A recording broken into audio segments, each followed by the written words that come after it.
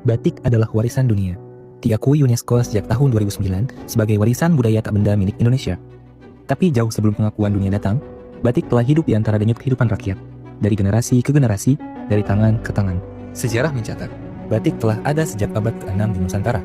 Dikenal melalui kain yang digunakan para bangsawan Jawa, batik bukan sekedar simbol keindahan, tapi juga lambang status sosial dan spiritual.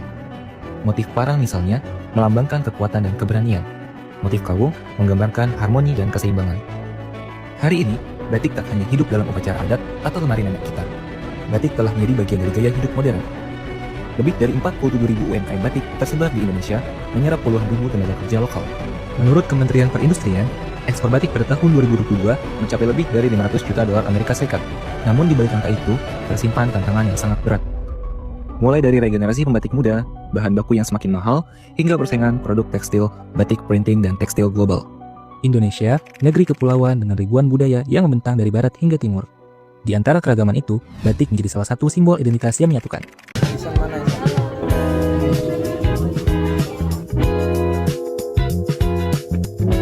Wisata Batik Okra Surabaya berlokasi di Jalan Keranggan, Gang 8, Bubutan, Surabaya, tepatnya di Balai RW 1 RT 10.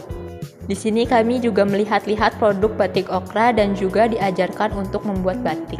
Oke guys, kita hari ini sedang melakukan kunjungan di Kampung Batik.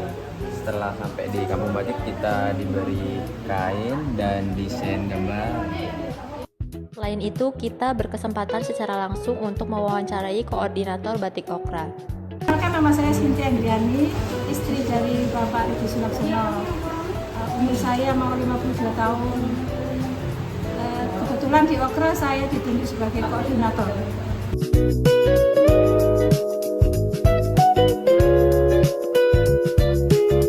Kita latihan awal tahun 2022. Ya.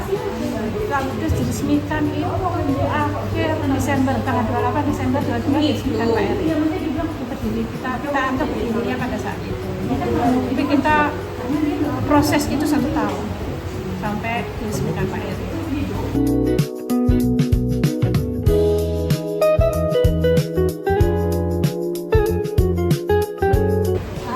Berdirinya Okra itu karena suami saya, Pak RW, itu melihat kondisi mau pandemi dan orang-orang mulai ada di rumah.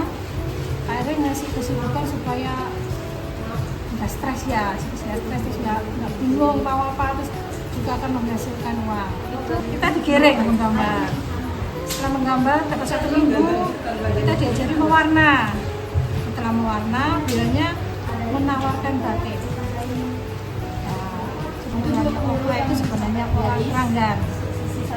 Ciri khas dari batik kita berdasarkan tanaman okra. Di batik okra itu UMKM-nya orang Keranggan dan yang membuat itu 100% orang Keranggan.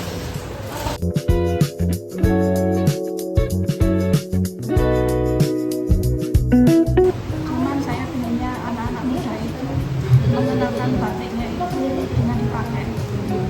Itu tadi kasih inovasi ke kita, baju atau apapun yang simpel yang bisa buat kalian pakai, biar trendy, biar keren, pakai aja buat style, ya. Pakai di mix atau dijahitin aja satu aja baju tulis yang dijahitkan mungkin.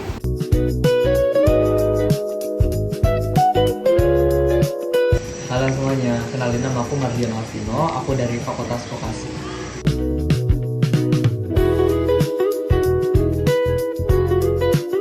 Oh, batik ya.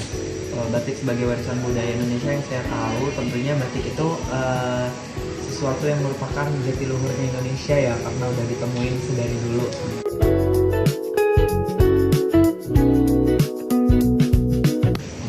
Menurut aku sih sangat bagus ya, karena aku lihat sekarang tuh bukan zamannya lagi pakai batik itu yang seragam atau yang bentuk baju, tapi aku lihat banyak sekali kreasi kayak gunain kain batik doang gitu kan. Jadi kayak anak-anak Gen Z ya zaman sekarang itu sama batik tuh kayaknya udah ngerti lah ya, mix and match buat outfit mereka sendiri gitu.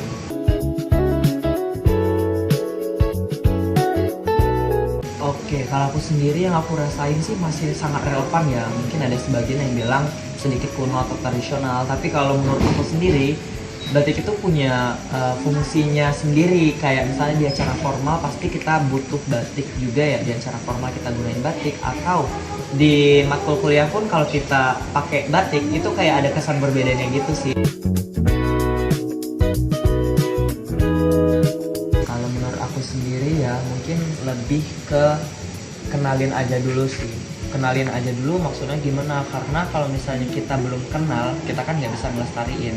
Tapi seminimal mungkin itu kita kenal dulu batik daerah kita sendiri. Kami juga diperlihatkan batik kehidupan. Batik kehidupan memiliki filosofi mendalam mengenai hakikat manusia. Motifnya memadukan antara warna hitam dan putih sebagai simbol bahwa setiap individu memiliki sisi baik dan buruk di dalam dirinya. Warna putih mempresentasikan kebaikan, ketulusan, dan niat murni. Sedangkan warna hitam menggambarkan kekurangan serta sisi gelap yang dimiliki oleh manusia.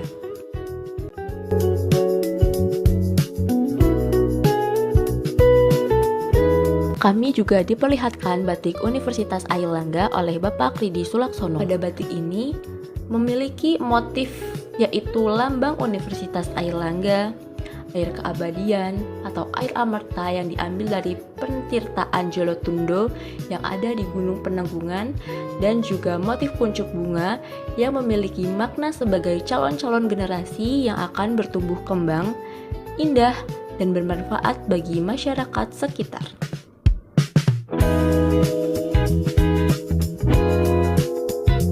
Halo guys, jadi kali ini kita mau kampung wisata Okra.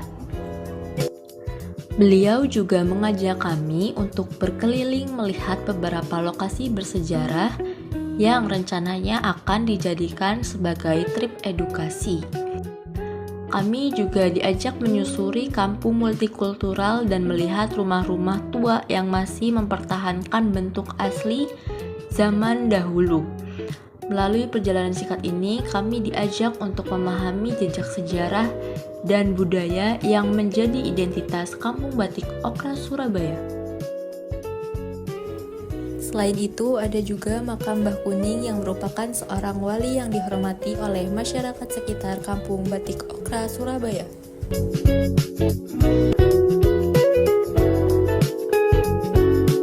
Serta sumur peninggalan kerajaan yang dahulu menjadi sumber air bagi masyarakat sekitar.